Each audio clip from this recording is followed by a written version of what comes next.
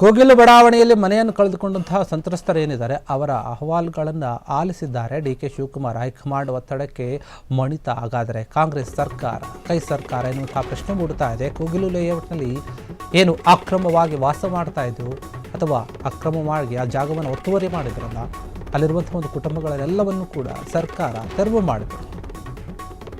ಹೀಗಾಗಿ ಅಲ್ಲಿಗೆ ಈಗ ಡಿ ಕೆ ಶಿವಕುಮಾರ್ ಭೇಟಿ ಕೊಟ್ಟಿದ್ದಾರೆ. ಅಲ್ಲಿನ ಸಂತ್ರಸ್ತರನ್ನು ಮಾತಾಡಿಸ್ತಾ ಇದ್ದಾರೆ, ವಿಚಾರಗಳನ್ನು ತೆಗೆದುಕೊಳ್ತಾ ಇದ್ದಾರೆ. ಸಬ್ಸಿಡಿ ಸಾಲದ ಜೊತೆಗೆ ಪುನರ್ವಸತಿ ಭಾಗ್ಯವನ್ನು ಕೊಡೋಕೆ ಮುಂದಾಗಿದೆ ಸರ್ಕಾರ ಅಂತ ಹೇಳ್ತಾ ಇದೆ. ಪ್ರವಾಹ ಬಂದು ಮನೆ ಕುಸಿತಕ್ಕೂ ಕೂಡ ಸೂರು ವ್ಯವಸ್ಥೆ ಮಾಡಬೇಕು ಎನ್ನುವಂತಹ ಯೋಚನೆಯನ್ನು ಮಾಡ್ತಾ ಇದ್ದಾರೆ ಅಂತ ಅನಿಸ್ತಾ ಇದೆ. ಆನೆ ತುಳಿದು ಸತ್ತದ್ರೇನಿಲ್ಲ, ಅವರಿಗೂ ಕೂಡ ನಾವು ಪರಿಹಾರವನ್ನು ಕೊಡಬೇಕು.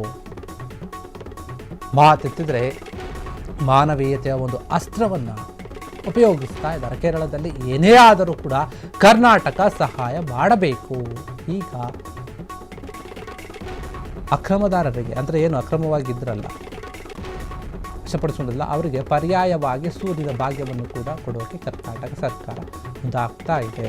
ಇದು ಕರ್ನಾಟಕ ಸರ್ಕಾರದ ಸಕಲ ವ್ಯವಸ್ಥೆಯ ಒಂದು ಪರಿ ಅಂತ ಹೇಳಿ ಕೋಗಿಲು ಲೇಔಟ್ ಅಕ್ರಮಕ್ಕೆ ಬೈಯಪ್ಪನಹಳ್ಳಿ ಏನಿದೆ ಅಲ್ಲಿನ ವ್ಯವಸ್ಥೆಯನ್ನು ಮಾಡಿಕೊಡ್ತೀವಿ ಅಂತ ಹೇಳ್ತಾ ಇದ್ದಾರೆ.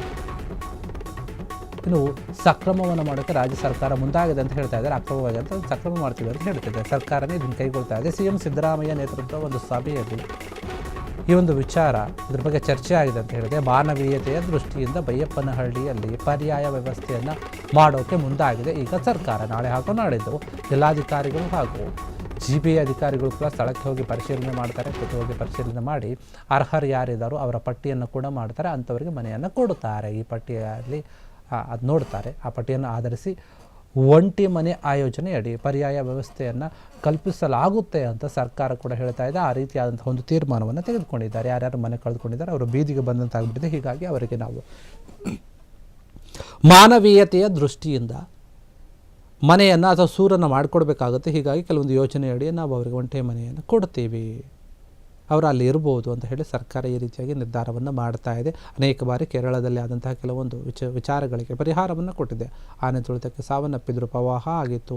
ಆ ಸಮಯದಲ್ಲೂ ಕೂಡ ಕರ್ನಾಟಕ ಸರ್ಕಾರ ಕೇರಳ ಒಂದು ರಾಜ್ಯಕ್ಕೆ ಸಾಕಷ್ಟು ಬಾರಿ ಸಹಾಯವನ್ನು ಮಾಡಿದೆ, ಪರಿಹಾರವನ್ನು ಕೊಟ್ಟಿದೆ. ಈಗ ಮತ್ತೆ ಈ ಒಂದು ವಿಚಾರದಲ್ಲಿ ಕೂಡ ಅದೇ ರೀತಿಯಾಗಿ ನಡೆದುಕೊಳ್ತಾ ಇದೆ. ಕೋಗಿಲು ಬಡಾವಣೆಯಲ್ಲಿ ಇದ್ದಂಥವರು ಯಾರ್ಯಾರಿದ್ರು, ಯಾರ್ಯಾರ ಮನೆಯನ್ನು ಕಳೆದುಕೊಂಡಿದ್ರು, ಮನೆಯ ತೆರವಾಗಿತ್ತಲ್ಲ, ಅದಕ್ಕೆ ಸಂಬಂಧಪಟ್ಟ ಹಾಗೆ ಅವರಿಗೆ ಪರಿಹಾರವನ್ನು ಕೊಡೋಕೆ, ಬೇರೆ ಕಡೆ ಮನೆಯನ್ನು ವ್ಯವಸ್ಥೆ ಮಾಡಿಕೊಡೋಕೆ, ಕಲ್ಪಿಸೋಕೆ ಈಗ ಸರ್ಕಾರ ಮುಂದಾಗಿದೆ. ಅದೇ ರೀತಿಯಾಗಿ ನಾವು ಮಾಡಿಕೊಡ್ತೀವಿ ಅಂತ ಭರವಸೆಯನ್ನು ಕೂಡ ಕೊಟ್ಟಿದೆ. ಬೇರೆ ಬೇರೆ ನಾಯಕರು ಕೂಡ ಮಾತನಾಡಿದರು. ಹೈಕಮಾಂಡ್ ಕೂಡ ಇದೇ ವಿಚಾರವಾಗಿ ಸೂಚನೆಯನ್ನು ಕೊಟ್ಟಿದ್ದು, ನೀವು ಅವರಿಗೆ ಏನಾದರೂ ವ್ಯವಸ್ಥೆಯನ್ನು ಮಾಡಿ ಅಂತ ಹೇಳಿ. ಈಗ ಕರ್ನಾಟಕ ಸರ್ಕಾರ ಹೈಕಮಾಂಡ್ ಒತ್ತಡಕ್ಕೆ ಮಣಿದಂತೆ ಕಾಣ್ತಾ ಇದೆ. ಕ್ಷಣ ಕ್ಷಣದ ಸುದ್ದಿಗಳಿಗಾಗಿ ಫ್ರೀಡಂ ಟಿವಿ ಸಬ್ಸ್ಕ್ರೈಬ್ ಮಾಡಿ, ಲೈಕ್ ಮಾಡಿ ಹಾಗೂ ಫಾಲೋ ಮಾಡಿ. ಹೊಸ ಸುದ್ದಿಗಳ ನೋಟಿಫಿಕೇಶನ್ಗಾಗಿ ಬೆಲ್ ಐಕಾನ್ ಮೇಲೆ ಕ್ಲಿಕ್ ಮಾಡಿ.